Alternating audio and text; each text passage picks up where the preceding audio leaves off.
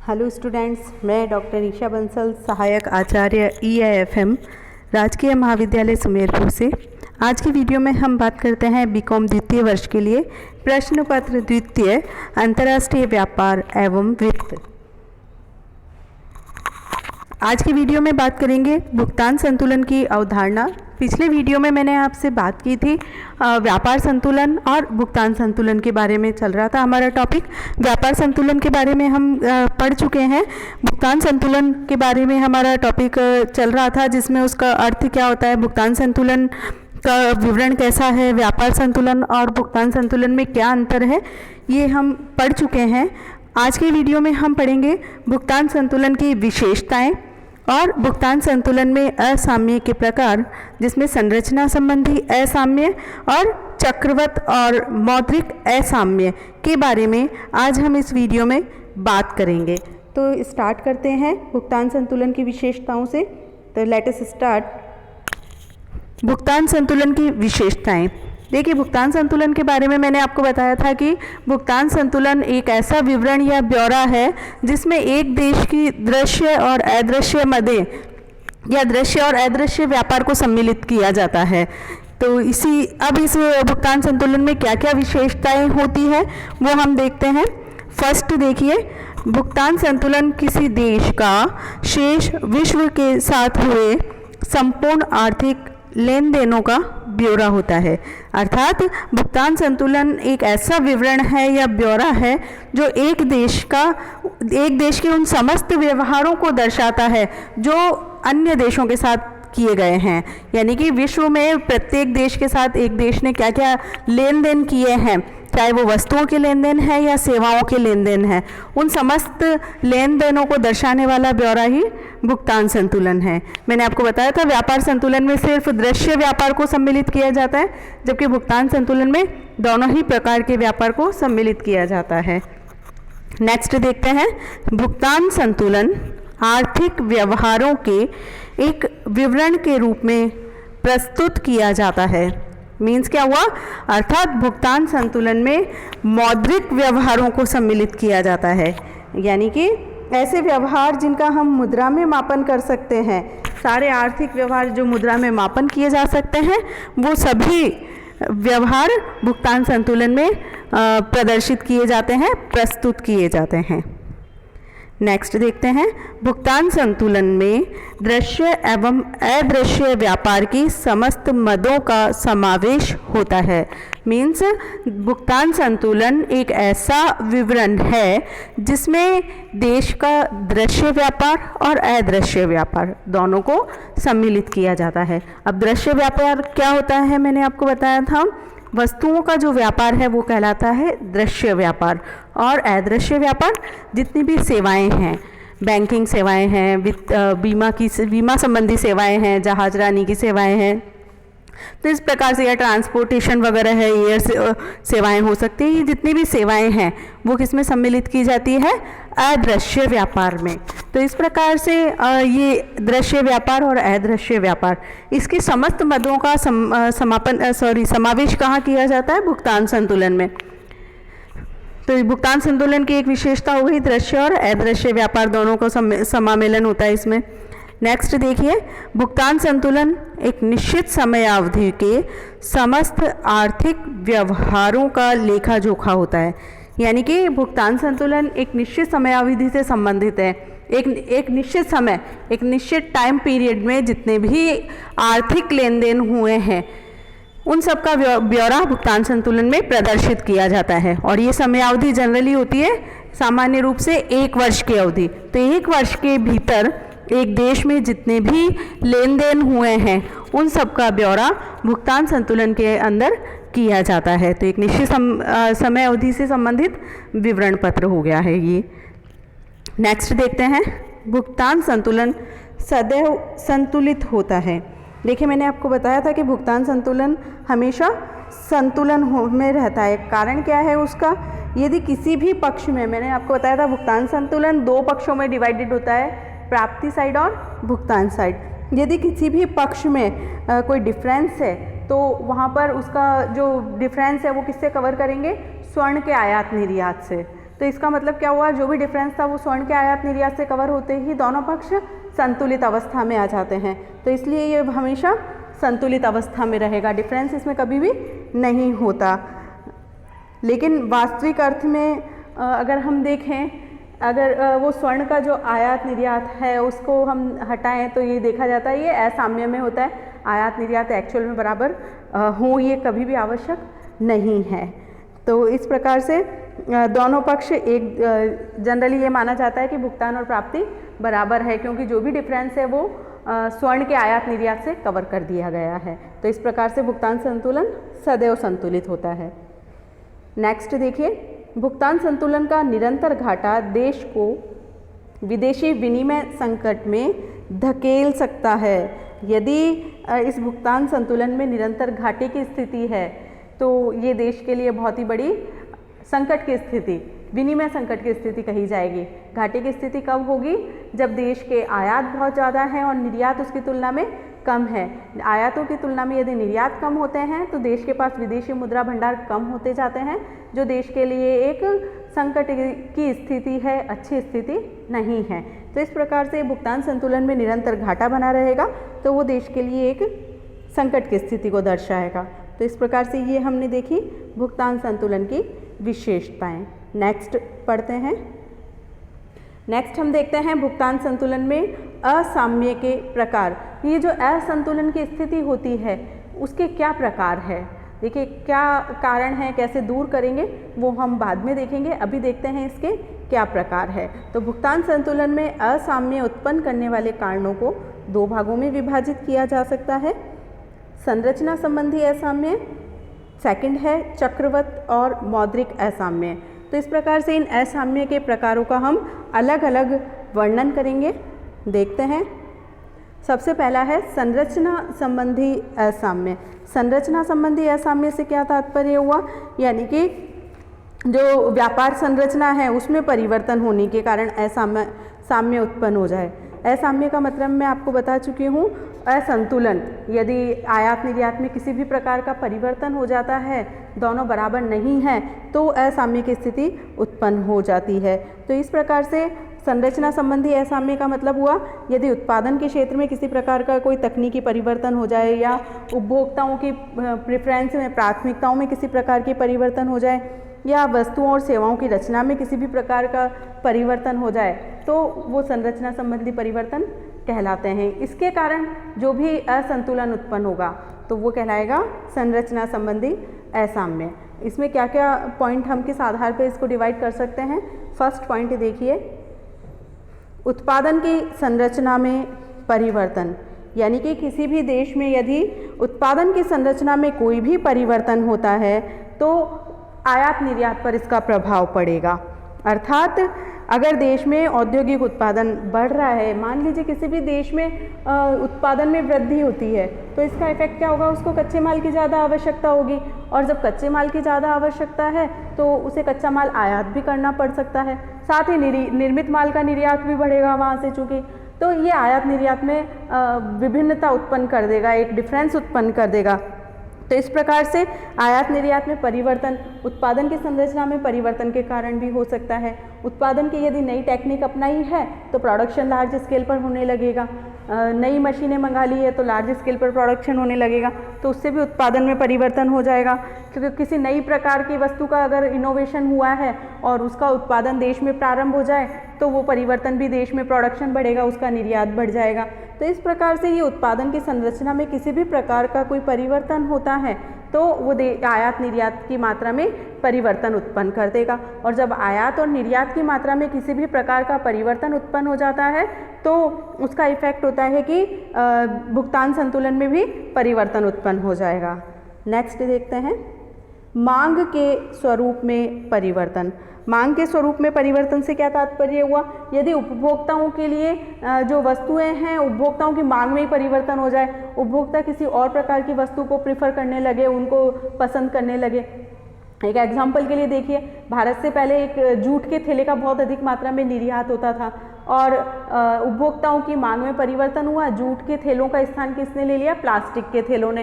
तो जूट के थैलों की मांग एकदम से कम हो गई और भारत के निर्यातों में कमी हो गई। तो ये डिपेंड करता है कि मांग का स्वरूप क्या है। जैसे कि आप देखिए पहले कीपैड वाले मोबाइल चलते थे और एकदम से उपभोक्ताओं की मांग परिवर्तित हुई और उन्होंने टच स्क्रीन वाले मोबाइल प्रीफर करना पसंद कर दिया और उसमें भी आईफोन वाले, आईपैड वाले। तो इस प्रकार से जो मांग परिवर्तन हुआ है उसके कारण भी आयात निर्यात में परिवर्तन हो जाता है। मांग में परिवर्तन के कारण हो सकता है वो देश में वस्तु निर्मित नहीं हो रही है तो उसका आयात बढ़ जाएगा, और यदि हमारे देश की वस्तु है जिसकी मांग एकदम से विदेशों में नई उत्पन्न हो गई है तो उसका निर्यात बढ़ जाएगा। तो इस प्रकार से किसी भी प्रकार की मांग में परिवर्तन हुआ है, नई मांग जनरेट हुई है या पुरानी वस्तुओं की मांग में कमी हुई है, तो मांग के स्वरूप में परिवर्तन होते ही आयात और निर्यात में भी परिवर्तन हो जाएगा। तो इस प्रकार से आयात निर्यात में की मात्रा में परिवर्तन होने से भुगतान संतुलन में असाम्य की स्थिति उत्पन्न हो जाती है। व्यापार की शर्तों में परिवर्तन, देखिए यदि व्यापार की शर्तों में किसी भी प्रकार का परिवर्तन होता है, दो देशों के बीच में कि आयात निर्यात किस आधार पे किए जाएंगे, ये कहलाती है व्यापार की शर्तें। आगे हम पढ़ेंगे व्यापार की शर्तें डिटेल में। तो दो देशों के बीच में आयात निर्यात के लिए जो नीति नियम निर्धारित कर दिए जाते हैं किस आधार पे होते हैं वो हम बाद में देखेंगे अगले लेक्चर में। तो आयात निर्यात व्यापार की शर्तों में जो परिवर्तन होगा उससे भी आयात निर्यात पर प्रभाव पड़ेगा। व्यापार की शर्तें यदि अनुकूल हो जाती है देश के लिए तो वो देश के लिए बहुत अच्छी स्थिति हो जाती है, भुगतान संतुलन पक्ष में होने का स्थिति रहती है। और यदि व्यापार की शर्तें प्रतिकूल होने की स्थिति में आ जाए तो ये देश के लिए भुगतान संतुलन के लिए विपरीत अवस्था हो जाती है। तो इसी प्रकार से व्यापार की शर्तों में परिवर्तन होने पर भी भुगतान संतुलन में असाम्य की स्थिति उत्पन्न हो जाती है। नेक्स्ट देखते हैं व्यापार के स्वरूप में परिवर्तन। देखिए व्यापार के स्वरूप में परिवर्तन से क्या तात्पर्य हुआ कि कुछ देशों का व्यापार इस प्रकार का है कि उन्हें कच्चे माल का आयात करना ही पड़ेगा, उसी के आधार पर वो प्रोडक्शन कर सकते हैं, अन्यथा नहीं कर पाएंगे। और यदि वो इस प्रकार से बहुत सारा आयात करते हैं और निर्यात बदले में नहीं कर पाते तो उनका भुगतान संतुलन असाम्य की स्थिति में हो जाएगा। जनरली एक एग्जाम्पल के लिए यदि बात करें तो भारत में चूँकि पेट्रोलियम पदार्थ जो है बाहर से आयात करने ही पड़ते हैं, हमारे देश में इतना प्रोडक्शन नहीं है कि हमारी समस्त जनसंख्या की मांग को पूरा कर सके, तो भारत के पास एक ही ऑप्शन बचता है बाहर से आयात करने का। इस सिचुएशन में यदि हमारे निर्यात पर्याप्त मात्रा में नहीं होते हैं तो इसका इफेक्ट होगा कि आयात बढ़ जाएंगे और निर्यात कम होने से भुगतान संतुलन प्रतिकूल होने की अवस्था में पहुंच जाएगा। तो इस प्रकार से ये एक व्यापार का स्वरूप क्या है किसी भी देश का, वो भी भुगतान संतुलन को प्रभावित करता है किसी भी देश में। और इसके विपरीत यदि निर्यात बहुत ज़्यादा है देश के तो भुगतान संतुलन पक्ष में होने की स्थिति उत्पन्न हो जाएगी। तो इस प्रकार से व्यापार का स्वरूप भी भुगतान संतुलन को प्रभावित करता है। नेक्स्ट देखते हैं संस्थागत परिवर्तन। संस्थागत परिवर्तन से क्या तात्पर्य हुआ, यदि किसी भी देश में राजनीतिक, सामाजिक या आर्थिक संस्थाओं में किसी भी प्रकार का परिवर्तन होता है, या फिर हम ये कह दें कि सरकार द्वारा व्यापार में किसी भी प्रकार का प्रतिबंध लगा दिया है, लाइसेंस की अनिवार्यता कर दी है या उस पर बहुत सारे नियंत्रण लगा दिए हैं व्यापार पर, कच्चे माल के लिए लाइसेंस या एक कोटा निर्धारित कर दिया, इतने से ज़्यादा आप नहीं खरीद सकते, तो इसका इफेक्ट होगा कि प्रोडक्शन महंगा हो जाएगा और उसके देश के निर्यात महंगे हो जाएंगे। इस सिचुएशन में निर्यातों की मांग घट जाएगी, निर्यात कम होने लगेंगे। या हम ये कह दें कि सरकार उदारवादी नीति अपना लेती है, उद्योगों को सहायता प्रदान करती है, बहुत अच्छे से लाइसेंस की सुविधा दे देती है, ऋण बिना ब्याज के दे देती है। तो इस प्रकार से हो सकता है कि उस देश में यदि इस प्रकार के संरक्षणात्मक उपाय दे दिए उद्योगों को तो इस इफेक्ट होगा कि उस देश के निर्यात बढ़ जाएंगे और आयात कम हो जाएंगे, तो भुगतान संतुलन पक्ष में होने की स्थिति उत्पन्न हो जाएगी। तो इस प्रकार से ये भी भुगतान संतुलन को प्रभावित करेगा, असाम्य को जन्म देगा। तो इस प्रकार से संस्थागत परिवर्तन कुछ भी होते हैं एक देश में, वो देश के आयात निर्यात को प्रभावित करके भुगतान संतुलन में असाम्य की स्थिति उत्पन्न कर देते हैं। नेक्स्ट है दीर्घकालीन पूंजी प्रवाह में परिवर्तन। दीर्घकालीन पूंजी प्रवाह में परिवर्तन से क्या तात्पर्य हुआ, यदि पूंजी का प्रवाह, रोटेशन एक देश से दूसरे देश में होने लगे, पूंजी का फ्लो एक देश से दूसरे देश में होने लगे, तो ये भी वस्तुओं की मांग में परिवर्तन करके भुगतान संतुलन में परिवर्तन करेंगे। यदि विदेशी व्यक्ति बहुत ज़्यादा किसी देश में पूंजी लगाने लगे तो उस देश में प्रोडक्शन बढ़ेगा और उसके निर्यात बढ़ेंगे। इसके विपरीत यदि विदेशी पूंजी की मांग देश में से घट जाए, विदेशी पूंजी वापस अपने देश में लौटने लगे, तो इसका इफेक्ट होगा हमारा भुगतान संतुलन फिर से विपक्ष में होगा, असंतुलित हो जाएगा।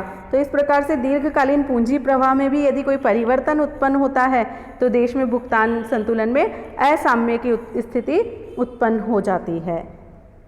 नेक्स्ट देखिए, पूंजी की क्षति, कंपनसेट ऑफ कैपिटल। पूंजी की क्षति से क्या तात्पर्य हुआ? यदि किसी देश में किसी भी प्रकार की कोई असाधारण स्थितियां उत्पन्न हो जाए, असाधारण स्थितियों से तात्पर्य क्या हुआ? यदि देश में बाढ़, भूकंप, युद्ध, किसी भी प्रकार की कोई राजनीतिक उथल पुथल हो गई, जैसे कि ये कोरोना, ये भी क्या है, ये भी एक असामान्य परिस्थिति है जो देश के सामने आई है। तो इस प्रकार से कोई भी महामारी का प्रकोप हो जाए, बाढ़, भूकंप आ जाए, असामान्य परिस्थिति कोई भी हो सकती है। यदि इस प्रकार से कोई भी असामान्य परिस्थिति उत्पन्न हो जाती है तो उसका इफेक्ट होता है उत्पादन पर, क्योंकि उत्पादन इन कारणों से उत्पादन घट जाता है या उत्पादन बंद हो जाता है, और जब उत्पादन बंद हो जाएगा तो सीधा सा है आयात बढ़ेंगे, देश के निर्यात समाप्त हो जाएंगे या बहुत ही कम हो जाएंगे। तो इस प्रकार से देश को बहुत बड़ी क्षति होगी, उसके विदेशी पूंजी का प्रवाह रुक जाएगा और भुगतान संतुलन में असाम्य की स्थिति उत्पन्न हो जाएगी। तो इस प्रकार से पूंजी की क्षति होने पर भी भुगतान संतुलन में असाम्य की स्थिति उत्पन्न हो जाती है। तो ये सारे उपाय थे, ये सारे तत्व थे जो संरचना संबंधी असाम्य उत्पन्न करते हैं भुगतान संतुलन में। नेक्स्ट हम पढ़ते हैं चक्रवत और मौद्रिक असाम्य। एक अर्थव्यवस्था में, एक देश के भुगतान संतुलन में चक्रवत और मौद्रिक असाम्य या असंतुलन क्यों उत्पन्न होता है? ये इसका तात्पर्य है व्यापार चक्रों के कारण। व्यापार चक्र, या हम बोल सकते हैं कि तेजी और मंदी के कारण। यदि किसी देश में तेजी और मंदी के चक्र उत्पन्न हो जाए, तेजी और मंदी का दौर प्रारंभ हो जाए, तो भुगतान संतुलन में असाम्य की स्थिति उत्पन्न हो जाती है। तेजी और मंदी के कारण यदि तेजी की स्थिति है तो मूल्य स्तर में बहुत अधिक वृद्धि होने की प्रवृत्ति रहेगी, और मंदी की स्थिति है तो मूल्य स्तर एकदम से घटने लगेगा। तो इन दोनों ही कारणों से, यानी कि तेजी और मंदी के कारणों से भी भुगतान संतुलन में असाम्य उत्पन्न हो जाता है। तो चक्रवत असाम्य में कौन कौन से फैक्टर इफेक्ट करते हैं हम देखते हैं। फर्स्ट है मूल्य स्तर में परिवर्तन।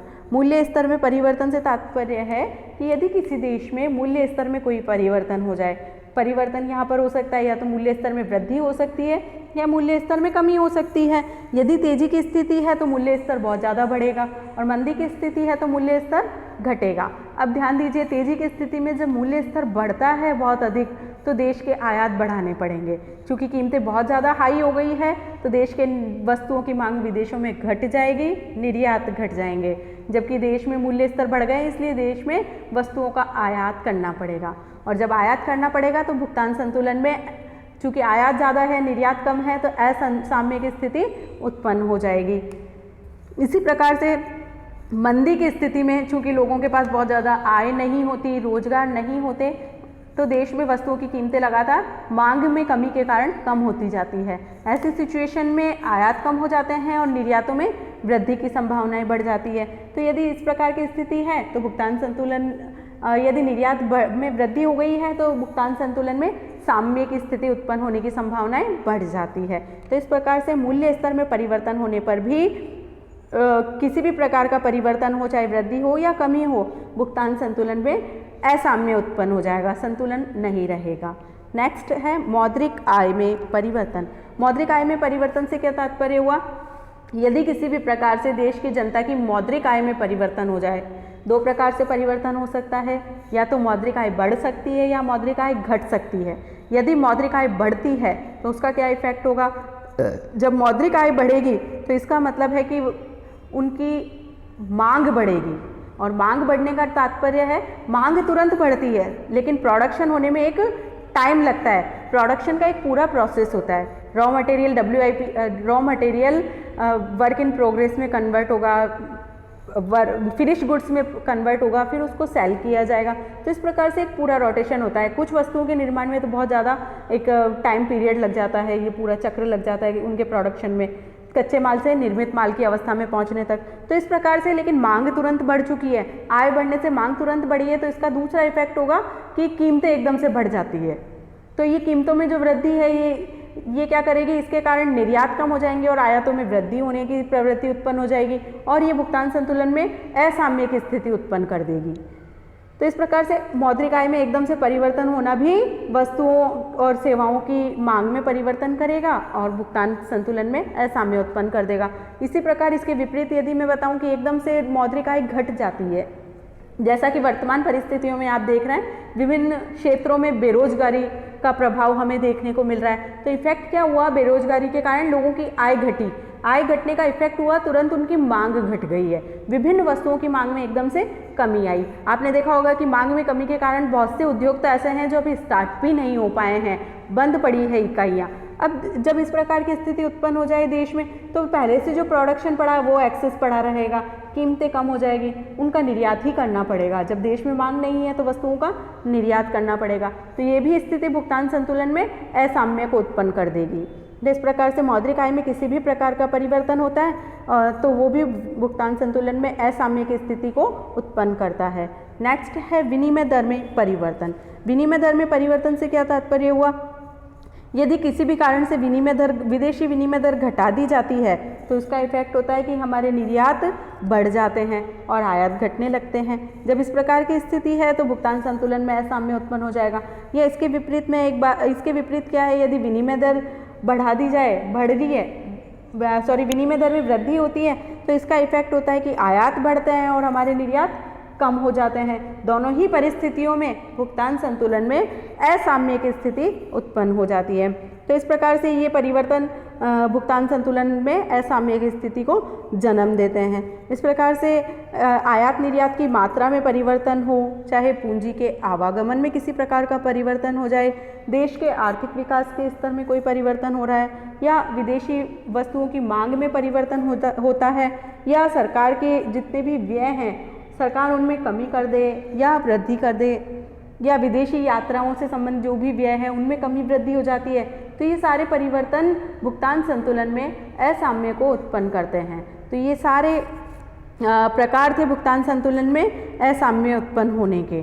तो आज के वीडियो में हमने देखा कि भुगतान संतुलन की क्या विशेषताएं हैं और भुगतान संतुलन में असाम्य के क्या प्रकार हैं। तो आज का टॉपिक यहीं समाप्त करते हैं।